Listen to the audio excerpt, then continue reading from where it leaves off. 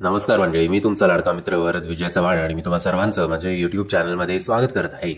मंडळी, पंकज त्रिपाठी स्टारर मैं हूं अटल हा सिनेमा आणि सगळ्यात महत्त्वाचं म्हणजे या सिनेमाचे डिरेक्टर आपले रवी जाधव पराठमोळे सरच होते. सो हा सिनेमा अटल बिहारी वाजपेयी यांचा बायोपिक होता.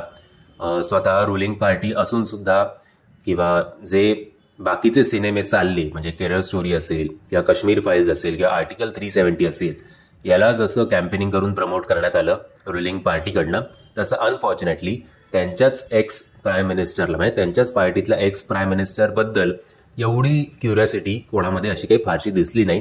ही दुर्दैवाची गोष्ट. बॉक्स ऑफिसवर हा सिनेमा काही फार चांगली कामगिरी करू शकला नाही, पण आता हा सिनेमा सज्ज झालेला आहे OTT प्लॅटफॉर्मवर स्ट्रीम होण्यासाठी. आता हा सिनेमा येत्या 14 मार्च 2024 पासून आपल्याला आपल्या ZEE5 या ॲपवर बघायला मिळणार आहे. त्याचबरोबर हनुमान हा सिनेमा, साऊथ इंडियन सिनेमा आपल्या भेटीला आला होता, तेव्हा त्यांनी बॉक्स ऑफिसवर चांगली कामगिरी केली. कमी बजेट असून याच्या VFXचं चांगलं कौतुक झालं आणि ओव्हरऑल सुपरहिट सिनेमा हा बॉक्स ऑफिसवर ठरला आहे.